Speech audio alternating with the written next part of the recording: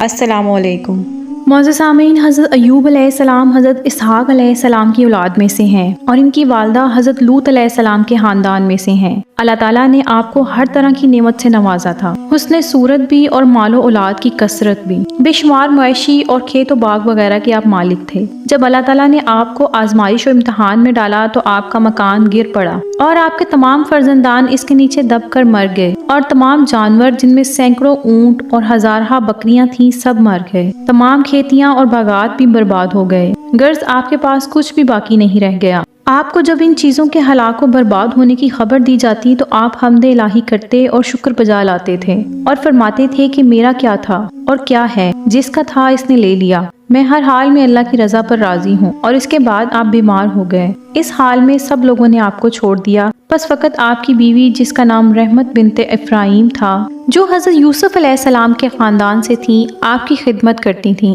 سالہ سال تک آپ کا یہی حال رہا۔ ناظرین اکرام، عام طور پر لوگوں میں یہ مشہور ہے کہ معاذ اللہ آپ کو کوڑ کی بیماری ہو گئی تھی، چنانچہ بعض غیر معتبر کتابوں میں آپ کے کوڑ کے بارے میں بہت سے غیر معتبر داستانیں بھی تحریر ہیں، مگر یاد رکھیے کہ یہ سب باتیں سرتاپا بالکل غلط ہیں، اور ہرگز آپ یا کوئی بھی نبی کوڑ یا ایسی کسی بیماری میں مبتلا نہیں ہو سکتا، اس لیے کہ یہ مسئلہ متفق علیہ ہے کہ تمام انبیاء علیہ السلام کا اس طرح کی بیماریوں سے محفوظ رہنا ضروری ہے جو عوام کے نزدیک باعث نفرت و حقارت ہیں، کیونکہ انبیاء علیہ السلام کا یہ فرض منصبی ہے کہ وہ تبلیغ کرتے رہے ہیں، تو ظاہر ہے جب عوام ان کی بیماریوں سے نفرت کر کے ان سے دور بھاگیں گے تو بلا تبلیغ کا فریضہ کیوں کر اور کیسے ادا ہو سکے گا۔ الغرض حضرت ایوب علیہ السلام ہرگز کبھی کوڑ اور جذام کی بیماری میں مبتلا نہیں ہوئے، بلکہ آپ کے بدن پر کچھ آبلے اور پھوڑے پھنسیاں نکل آئی تھیں، جن سے آپ برسوں تکلیف میں رہے اور مشقت جھیلتے رہے اور برابر صابر و شاکر رہے۔ معزز سامعین، آپ علیہ السلام کی بیماری کے متعلق قرآن مجید میں کوئی واضح الفاظ موجود نہیں ہیں۔ قرآن مجید کے مطابق آپ ایک سخت قسم کے مرض میں مبتلا ہو گئے تھے،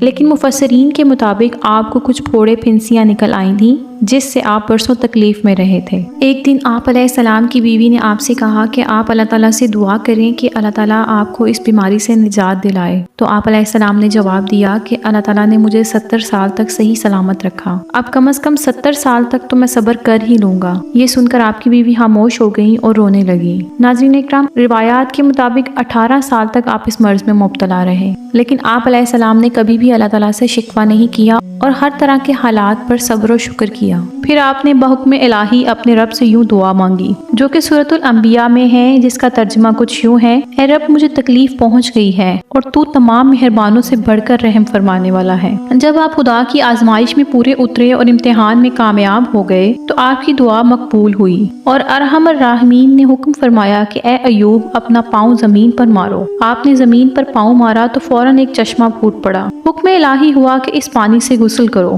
چنانچہ آپ نے غسل کیا اور آپ کے بدن کی تمام بیماریاں دور ہو گئیں۔ پھر آپ 40 قدم دور چلے تو دوبارہ زمین پر قدم مارنے کا حکم ہوا، اور آپ کے قدم مارتے ہی پھر ایک دوسرا چشمہ نمودار ہو گیا، جس کا پانی بے حد ٹھنڈا، بہت شیریں اور نہایت لذیذ تھا۔ آپ نے وہ پانی پیا تو آپ کے باطن میں نور ہی نور پیدا ہو گیا اور آپ کو اعلیٰ درجے کی صحت حاصل ہو گئی۔ اللہ تعالیٰ نے آپ کی تمام اولاد کو دوبارہ زندہ فرما دیا اور آپ کی بیوی کو دوبارہ جوانی بخشی اور ان کی کثیر اولاد ہوئی۔ پھر آپ کا تمام ہلاک شدہ مال و مویشی، اسباب و سامان بھی آپ کو مل گیا، بلکہ پہلے جس قدر مال و دولت کا خزانہ تھا اس سے کہیں زیادہ مل گیا۔ اس بیماری کی حالت میں ایک دن آپ نے اپنی بیوی صاحبہ کو پکارا تو وہ بہت دیر کر حاضر ہوئی۔ اس پر غصہ میں آ کر آپ نے ان کو 100 درے مارنے کی قسم کھا لی تھی، لیکن مکمل صحت یاب ہونے کے بعد آپ کو ان کی خدمت گزاری کی وجہ سے قسم پوری کرتے وقت جھجک محسوس ہو رہی تھی، تو اللہ تعالیٰ نے فرمایا کہ اے ایوب، آپ ایک سینکوں کے جھاڑو سے ایک مرتبہ اپنی بیوی کو مار دیجئے، اس طرح آپ کی قسم پوری ہو جائے گی۔ الغرض حضرت ایوب علیہ السلام اس امتحان میں پورے کامیاب ہو گئے، اور اللہ تعالیٰ نے ان کو اپنی نوازشوں اور عنایتوں سے ہر طرح سے سرفراز فرما دیا،